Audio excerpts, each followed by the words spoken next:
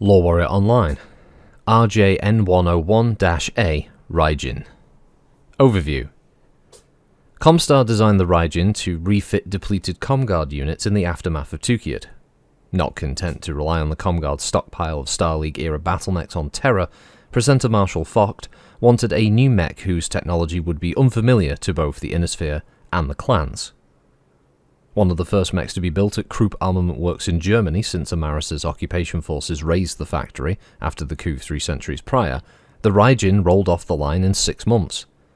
Jerome Blake had ordered the Krupp's facility rebuilt after Stefan Amaris's defeat, and he then mothballed the factory and several other large mech plants, confident that these facilities could be quickly reactivated should Comstar need them. The speed with which the Krupp plant produced the Raijin testifies to the wisdom of Blake's planning. Capabilities. An all-purpose mech, the Raijin moves fast, has excellent jump capability and carries impressive firepower, centered around an extended-range PPC. Mounted on the external housing of the Raijin's right torso, the PPC gives the Raijin high-energy firepower with an extended reach. As a potential edge against the clans, the designers outfitted the Raijin with several rolling 60 jump jets. According to presenter Marshall Focht's analysis of clan Omnimechs, the clans rarely deploy jump-capable machines. The Raijin originally mounted a one-shot Holly SRM pack opposite the PPC, concealed on the torso. This rack was heavily insulated to prevent detection by IR scanning. Mech warriors used this hidden weapon at close ranges to devastating effect against an unprepared enemy. Recent models of the Raijin come equipped with a standard rack for more staying power. The bulk of the Raijin's medium to short-range firepower rests in 3 medium pulse lasers, mounted in the mech's left arm. Though these weapons and the ERPPC generate excessive heat, their reliability gives this mech a deadly short-range punch. The Holly SRM Streak Pack mounted in the Raijin's right torso has proven to be the mech's only design problem. The angle of the launcher tends to jam the load mechanism. Techs have made field modifications to Raijins already deployed, however, and the Krupp plant has corrected the problem on new machines. Thin armor is likely the Raijin's only weak point. A few well-placed shots can easily cripple it. However, the Raijin is less vulnerable than opponents might expect. Though designers clearly intended the mobile Raijin to keep opposition at distance, the mech has enough firepower to destroy any enemy that decides to get too close. Deployment. Most of the Raijins built thus far have been shipped to the Comstar's 8th Army and deployed in the 85th and 167th Divisions.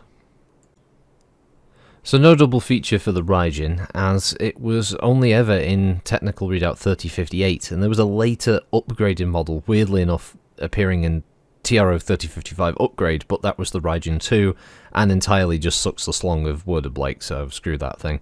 Its mass is 50 tons, its chassis is a Krupp 200, its power plant is a VLAR 300XL, cruise of 65, max speed of 97, with rolling 60 jump jets, giving a jump capability of 180 meters. Its armor is the Krupp 200 ferrofibrous. Armament is a single Blackenberg Technologies 200 ERPPC, 3 Blackenberg Technologies medium pulse lasers, a single Holly SRM6, and a single Holly Streak SRM2, manufactured by Krupp Armament Works, primary factory in Germany on Terra, with communication system be the Exeter Longscan 200, and targeting and tracking the Garrett T12A.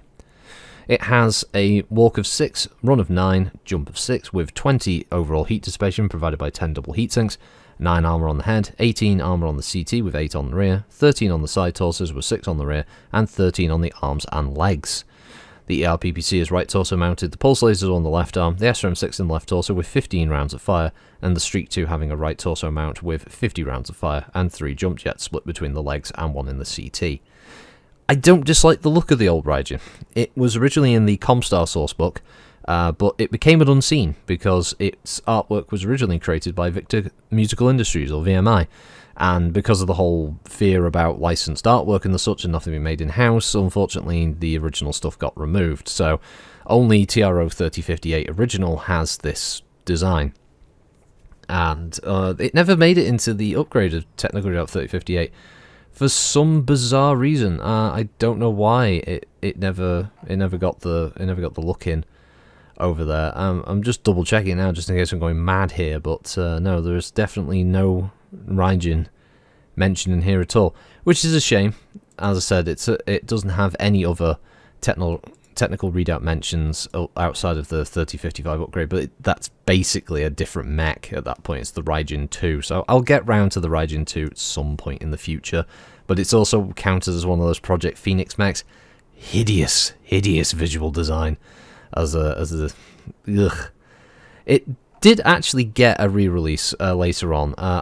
If anyone is kind to provide us with some kind of like, oh here, have this money to buy all the Ill Clan volumes. There's a lot of these books, by the way, but it is in Recognition Guide Ill Clan Volume 23. I don't know what the write-up is in that one, whether it's a larger write-up one, it's one of those little diddy ones. That's the problem, is those Ill Clan guides usually have a smaller...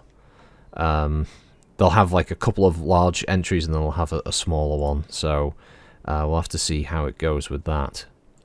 Yeah, normally I'd check things like Drive for RPG, which some of the books they give you a preview, and the preview's big enough that you can actually read some of the original write-ups from them, so you don't have to buy the book. But unfortunately, Ill Clan Volume 23 on Drive for RPG does not have any preview pages, which is sad. But yeah, anyway. It's a cool little mech. I don't dislike the old Raijin. It's updated artwork, which you'll see at some point in this. I'll probably go for the second part of the video, so probably in this section now. It's not massively different, but it's still pretty cool. I do like the new look, but it does keep quite close to the original design there. Actually, very close to the original design. It's a pretty decent 50-tonner, as we've sort of jumped back a bit here, because the way the two TROs 3058 are laid out are very different, so you kind of have to jump around to find the same entries, except obviously this one, it's only entry.